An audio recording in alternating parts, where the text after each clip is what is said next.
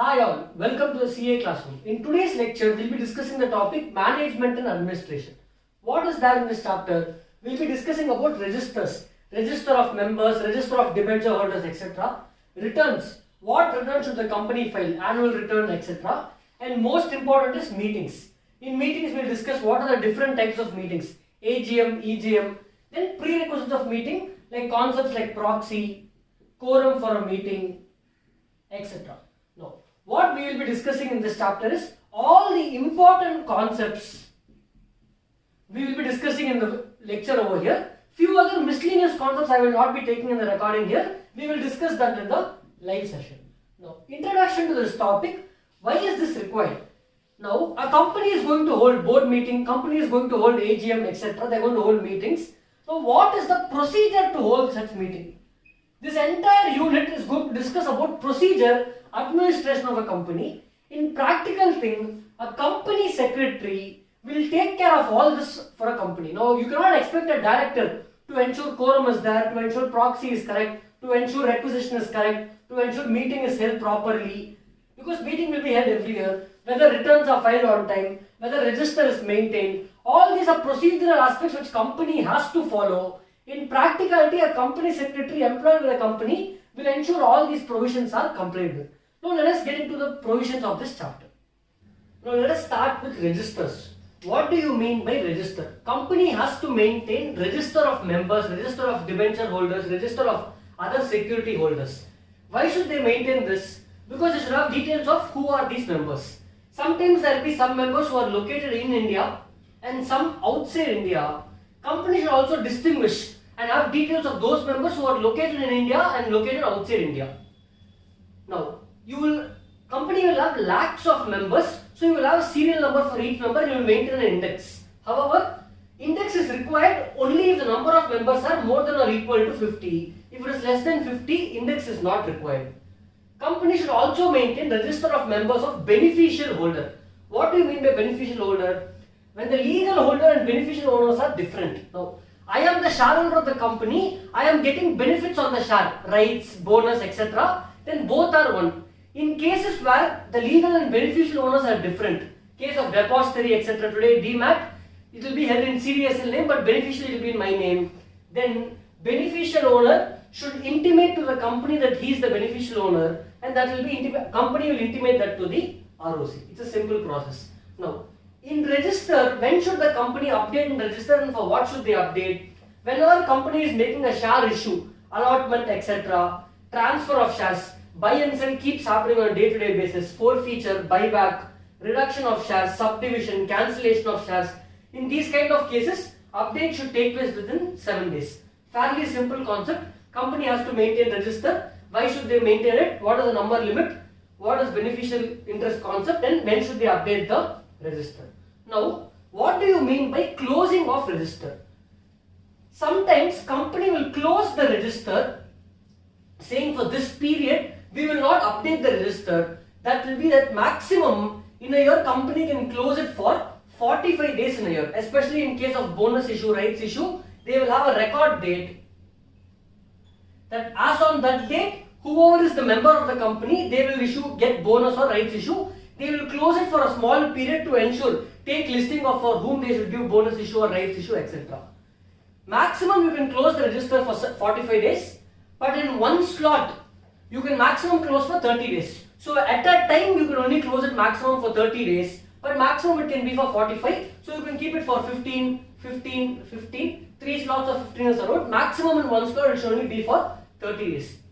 Whenever company is planning to close the register, they have to give 7 days notice to all the shareholders, and they should also give notice in newspaper, one English and one vernacular language, and also post details of this on the website if company is having a website. This is about registers maintained by the company. Small introduction to this and few important points we are discussing here. Now let us understand what do you mean by annual return and some concepts related to annual return. Now let us discuss about section 92 which talks about annual return. Before we get into what are the contents of annual return, let's see the procedural aspect. Every year the company within 60 days of the date of AGM, they have to file with the ROC in form MGT7 annual return. Who will sign this annual return? Director of the company will sign the annual return. In case the company has a company secretary, he will also sign it, but subject to some limits. Every listed company will require a CS to sign. Additionally, other companies where the paid up share capital is more than or equal to 10 crores or turnover is more than or equal to 50 crores. It's an or condition. Any one of those is satisfied, then the CS should also sign. So procedurally within 60 days of AGM, file with the ROC. What if AGM is not held? Then within 60 days from the date on which AGM should have been held, file it with the ROC and also give reason why AGM is not held. What is the penalty if this procedure is not followed? Company 50,000 to 5 lakhs. In case of officer, 50,000 to 5 lakhs or 6 months imprisonment or both. And in case of continuing offence, rupees 100 per day of default, maximum up to 5 lakhs. Now what are the contents? What is annual return? Why should a company file this? Every year we have to update to ROC some very important information about the company because information keeps changing and such change, whatever has changed from last year to this year, you have to file with the ROC. What is that? What is the registered office? Current, I know this will be same every year, but you also will intimate this year confirming that my registered office is same this year. Principal place of business, where I am doing the principal place of business. Details of holding, subsidiary and associate company for this company, give details of that. Next, shareholders details, debenture holders details and other securities details and shareholding pattern of the company. In case company is having foreign shareholders, give details of foreign shareholders also. Give details of indebtedness of the company, how much loan they have taken, what are the total debt borrowings they have. Members and debenture holders and details of charges, what all has changed from the last year, Details of promoters and key managerial personnel, if any changes over there. Then remuneration paid to directors and key managerial personnel. Then meetings of the board of directors, members, which has been held during the last year. And if any penalty, company has paid any penalty in the last year, details of such penalty and various compliances of the company, what all compliances they have done, certificates they have received, all such details, contents details, full summary details will be filed with ROC in form MGT 7. This is about annual return. Let us proceed to the next concept. Now what is important is, we have discussed about register of members, annual return, company has to file it, then various are registers, register of debenture holders, securities, etc. Can the members inspect these registers? Yes, members can inspect these registers. Now, where will this be kept? This will be kept at the registered office of the company. These registers will be kept at the registered office. Just like how books of accounts are kept at the registered office, these registers will also be kept at the registered office of the company. However, company can keep it in some other place where more than 1/10 of the shareholders reside. Let's say for example for India Cements, more than 1/10 of the shareholders reside in Chennai, then they can keep it in Chennai also. For that they have to pass a special resolution and intimate the ROC. It is open for inspection only during the business hours. You cannot go on a Sunday when company is not working and ask for inspection on a working day, and company will allot minimum 2 hours in a day during which members can come and do the inspection. If you just want copy of few extract, few pages, then the company will not charge any fee. But if you want to take copies entire Xerox, then you have to pay the company fees or nominal fees for that. This is about section 94. Now let us proceed to understand meetings concept. Now let us start with prerequisites for meeting. Now before we get there, one of the most important topics in CA Intermediate Corporate Laws is meetings chapter, highly tested in exams. Now, before we get into understanding what are the procedures to be done, before a meeting starts, what is required, like notice, explanatory statement, during the meeting what is required, quorum, proxy, chairman, resolutions, and after the meeting what are the procedures. Now all these are procedures and requirements for a meeting to take place properly, but before that let us understand what is a meeting, what do you mean by an annual general meeting, and what happens at an AGM. So let us get to understand what is an AGM before understanding the important provisions of what happens before a meeting, during a meeting and after a meeting. Now let us understand the background for an AGM before understanding the provisions of AGM and how an AGM will be held. Now, a company prepares its books of accounts like we discussed for the financial year April, let's say April 19 to March 20. Now, to run the business, from where are they getting money? Shareholders are contributing to the company. We already discussed about this in the previous videos. How company is getting money, who runs the company, board of directors run the company. On behalf of whom? On behalf of the shareholders. Therefore, who are the owners of the company? Shareholders are the owners for the company. Now, it will be the duty of the company, the board of directors on behalf of the company, to report to the shareholders what is the performance of the company, how is the company performed in this 1 year, and what are the future plans and all the other things. Therefore, what happens, the provision it says is, you need to report to shareholders, correct? Shareholders will be in lakhs or crores in number. Therefore, can I call everybody and inform them? No, it will be highly impossible to do that. Therefore, they will organize a meeting. A meeting where all the owners of the company are invited to attend. It is called the annual general meeting, which will be held at least once every year, where the company will present to the members in the annual general meeting the performance of the company and all the other decisions throughout the Companies Act. Board of directors have power to do certain things. For various other provisions, we will study throughout the Companies Act, pass ordinary resolution or pass special resolution, etc. There are so many other resolutions, so many other decisions for which we require the members' approval. To get the members' approval, you will gather them all together and conduct a meeting. That meeting is called the annual general meeting. When should this meeting take place? The law is saying it should take place at least once a year. One annual general meeting in a year. Now, harmonious construction, we read from interpretation of statutes. Companies Act, reading all the sections together, there should be at least one annual general meeting in a year. Time gap between two annual general meetings should not be more than 15 months. AGM held in 2020 and AGM that they are planning to hold in 2021. The time gap between both these meetings should not be more than 15 months. And lastly, AGM should be held within 6 months from the close of the financial year. This is the close of the financial year. So 6 months from 30th March 2020 will be 30th September 2020. So you have to read all the provisions together and keep the date of the meeting in such a way that it satisfies that time gap between two meetings is not more than 15 months. For this meeting, we will check the previous meeting. When was AGM held in 2019? From that day, the meeting in 2020 should not be more than 15 months.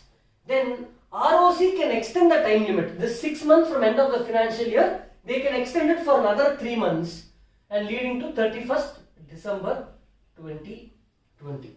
These are the provisions. AGM should be held at least once a year. Time gap between two should not exceed 15 months and 6 months from end of the financial year. Now, this is for a regular AGM. The first AGM of the company, when company is incorporated, the provision says within 9 months from the end of the financial year. What day should I hold it? Any working day or even any working day you should be holding the AGM. Time should be business hours between 9 a.m. to 6 p.m. and place, it should be in the city, town or village of the registered office. It should not be on a national holiday. Now, the first AGM 9 months from end of the close of financial year is not applicable for a one-person company. Now, what do you do in AGM? You will pass some resolutions. There are two resolutions, ordinary resolution and special resolution. All of you will already be aware about this. I don't want to spend much time on this. Ordinary resolution, simple majority. Special resolution, at least 3/4 should vote in the favor to pass the resolution. Now, what business takes place? There are two businesses which can take place in an AGM. Ordinary business and special business. What are this? We will see when we go into provisions. So this is the background for AGM. Now let us understand, for AGM to hold and take place as planned, there are certain things which should take place before, during and after. Let us discuss what these provisions are. Now let's start with discussing about notice for a meeting. Now what is notice? Forget about this. Now, let's say you're meeting your friends. You want to meet your friend for lunch. He will call you and tell you, come to this place. He will inform you.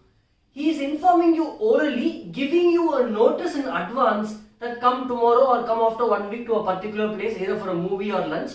He is giving you an intimation, that is a notice. He is giving you some offer, offering you to come to his lunch or a movie. Same way, company will give a notice to all the members to attend the annual general meeting. Now, what are the features of the notice? If it's your friend, he can call you 1 hour in advance, 1 day in advance, or 10 days in advance. You will adjust and manage. But for a company, it has to be formal and professional, and it cannot call members 2 days or 3 days in advance. It has to give members some time to plan to attend the meeting.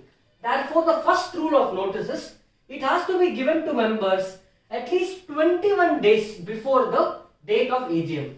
So, if AGM is planned on a specific day, at least 21 days in advance. Basically, they want 3 weeks.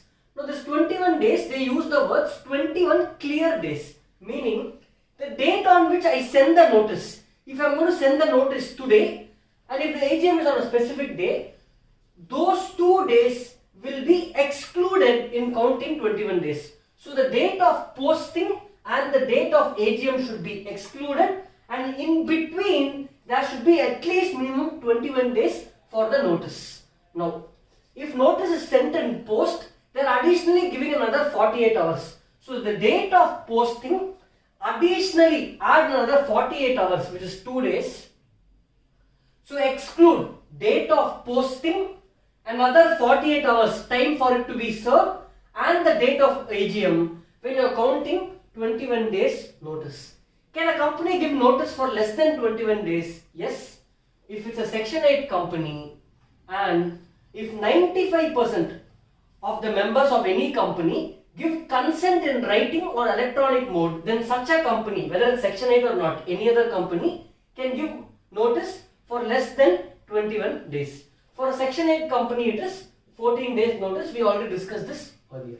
Now, deemed to be served in 48 hours, that point we just discussed. Next, the notice can be in writing through post, or today everybody is sending notice in email. Through electronic mode is also allowed. Next, to whom will I send the notice? Notice will be sent to members, the shareholders of the company, directors, auditors of the company. If a member has died, then the legal representative of the deceased member, and if any member has become insolvent, then his assets will be handed over to the assignee of the insolvent. So send the notice to the assignee of the insolvent member. Next, what are contents of a notice? Now, when your friend is calling you, will you just tell come for lunch, or will you say come, where to come, what place, what time, and why are we meeting, what are we going to discuss, if there is any important business, or are we going to discuss about something? Same way, the notice should contain what place we are meeting, what is the date of meeting, and the time of meeting, and the business that is proposed to be transacted in the meeting. In case of company, it will be we are going to appoint auditor, we are going to do this expansion business, etc., etc. All of that will be mentioned in the notice itself, saying we are going to transact all these businesses. Be ready when you come, go through the financials. We are giving you some enough explanations will also be given in the notice. This is about notice. Now let us talk about explanatory statement. What is an explanatory statement? Now before we understand what an explanatory statement is, let us understand there are 2 types of businesses that are dealt at the annual general meeting: ordinary business and special business. What do you mean by ordinary business or special business? What transaction is happening at the AGM? Now, adoption of books of accounts, the financial statements, adopting it and passing a resolution, ordinary resolution. For all the ordinary businesses, ordinary resolution only will be passed. OR is passed to approve these. So, adoption of books of accounts, declaration of dividend, appointment of auditors, and appointment of directors. For these 4 businesses, the company has to ask the members to pass the ordinary resolution. AGM is concluded only if these 4 businesses are done. Now, in the AGM, these 4 businesses are called ordinary businesses. Any other transaction other than these 4 things will be considered as special business in the AGM. In other than AGM, in an EGM, what is an EGM? Any general meeting. Any meeting of the members other than the AGM, which happens once a year, will be called an EGM. EGM can be called either by the board or it can be called by the members on their own. Provisions for this we will see later. Now, all other transactions in the AGM other than these four will be special business, and every other transaction in an EGM will be called a special business. For every special business, company along with the notice they are sending should attach another statement called explanatory statement. Explanatory statement is basically giving more explanation for the business for the member to understand what is happening, what is this transaction. These four things I know it will always happen. You are doing something else. Give me more information about this. What is information you have to give? You have to give material facts about the transaction. Let's say company is going to do a merger, company is going to purchase a new plant. Any transaction, give material facts about it. Nature of concern. How is this important, or how are the directors, managers and KMP, key managerial personnel, and their relatives to the company related to this transaction? Do they have any concern for this transaction?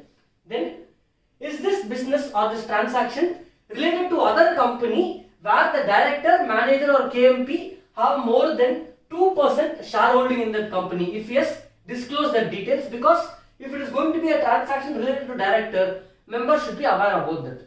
Any other relevant information which is necessary for the user, who is the user of this statement here, the member, to take a decision before he passes the resolution. So this is about ordinary business, special business, and the concept of explanatory statement. So these are the two things that happens before the meeting. Before the meeting starts, you have to complete these two things. Now let us see during the meeting what is essential. Now let us discuss about quorum in a meeting. Now what do you mean by quorum? What is the purpose of AGM? Members coming together and taking decisions for a company.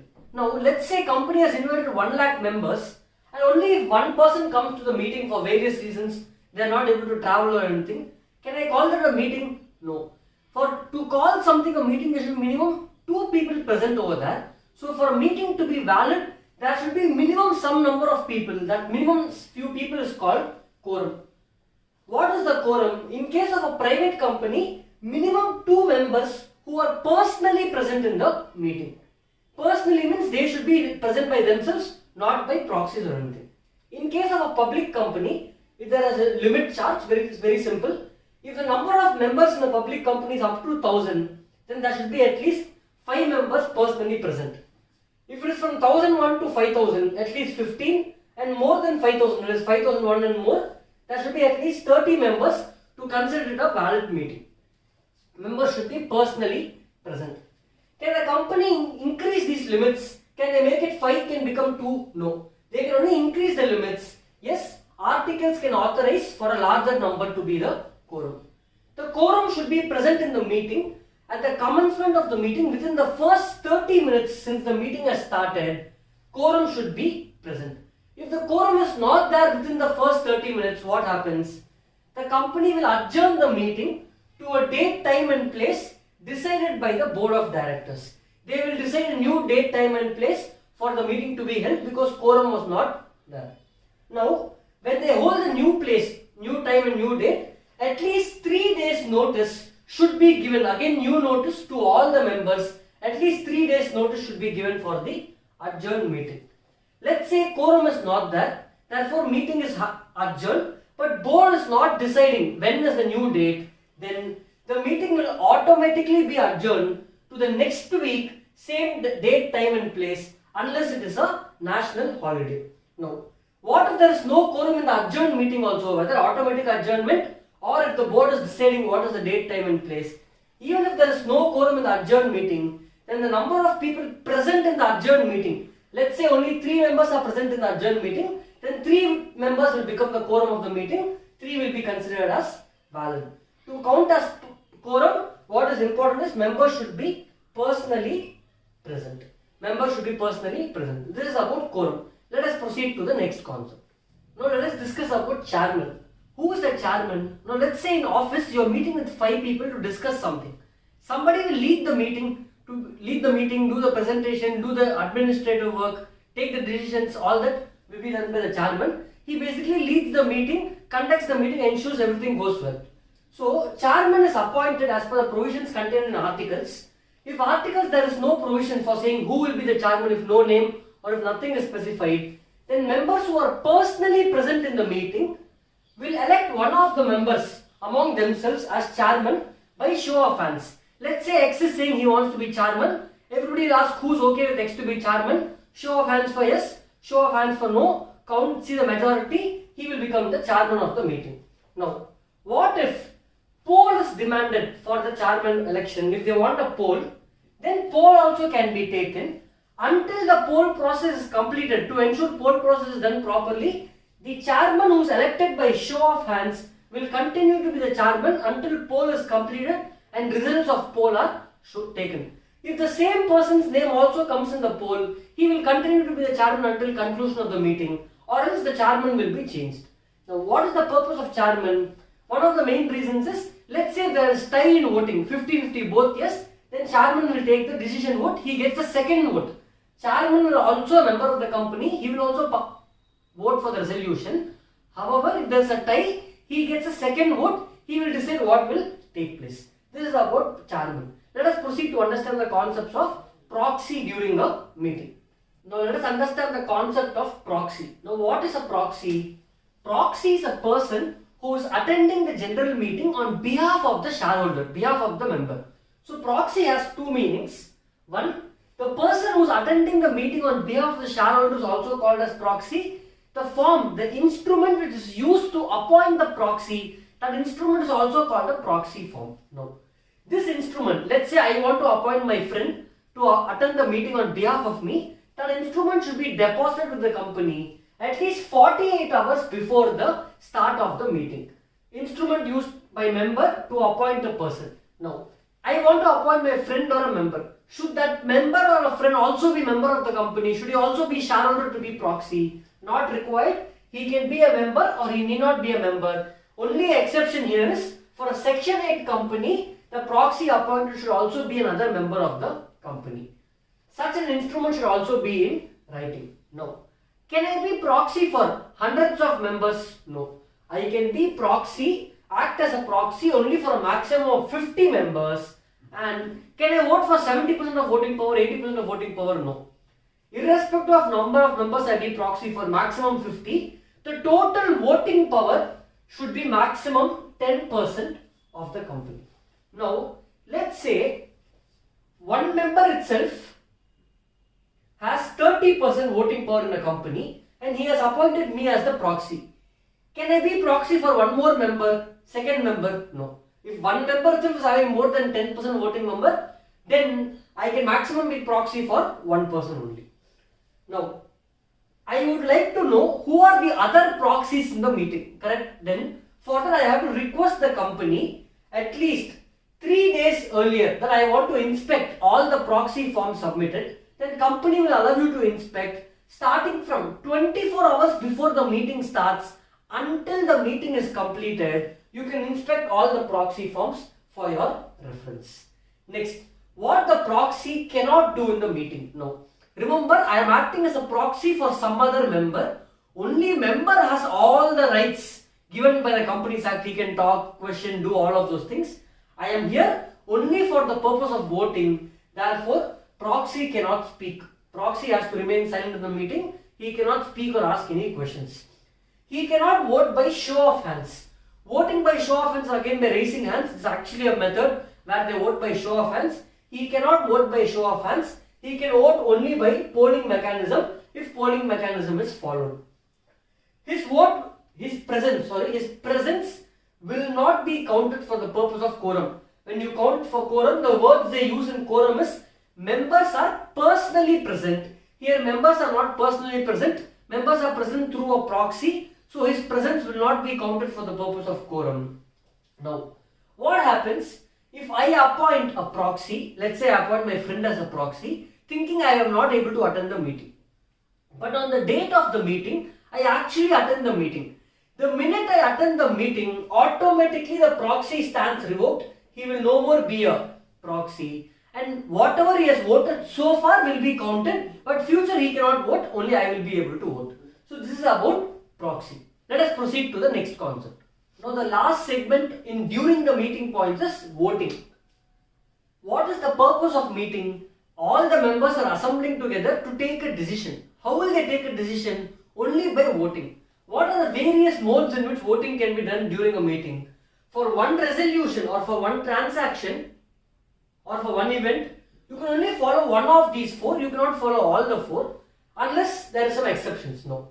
Voting by show of hands. For example, how will you vote? I will vote by show of hands by showing my hands. But if member is not satisfied by voting by show of hands, then he can demand for a poll. That is the only exception. Otherwise, you can only follow one method. No.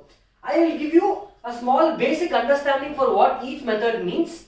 Detailed procedure to be followed for voting. I have shared the notes for you in PDF. Also, the link for the notes is there in the description for this video. You can go to the simple notes in less than 3 pages for voting methods. Now let us understand what do you mean by voting by show of hands. Voting by show of hands, let's say there are 50 people in this room. For passing resolution, they will say who is favor of the resolution, hands up. Who is against the resolution, hands up. They will count, take the ratio. Simple. Voting by poll, you might have seen in TV this Kaun Banega Crorepati and all of those shows. They will have a small device in hand. They will click the button yes or no, or there will be a small paper. They will write yes, no, and they will go put in the poll box. The poll box will have total number of votes for yes, votes against. They will count them. Voting by electronic means very simple. Voting online. Today most companies follow this. Voting happens in electronic means, especially during COVID times. Voting by electronic means is the most popular method. What is the procedure for that? I have given in the notes. Voting by postal ballot, what used to happen before electronic means came up, if there are so many resolutions to pass, the company will send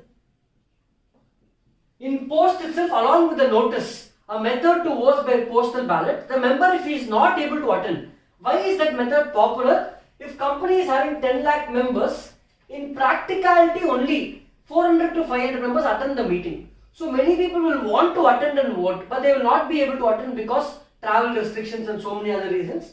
So in post itself, they will communicate their vote for all these 10 resolutions. I am voting favor, against. Send this back to the company. Company will consider this for voting. So this is the concept for each of these methods. Depending upon what transaction it is, method will be followed. Procedure for this and other key points for this are mentioned in the notes. Let us proceed to the next concept. Next concept talks about events after the meeting. Now let us discuss about minutes.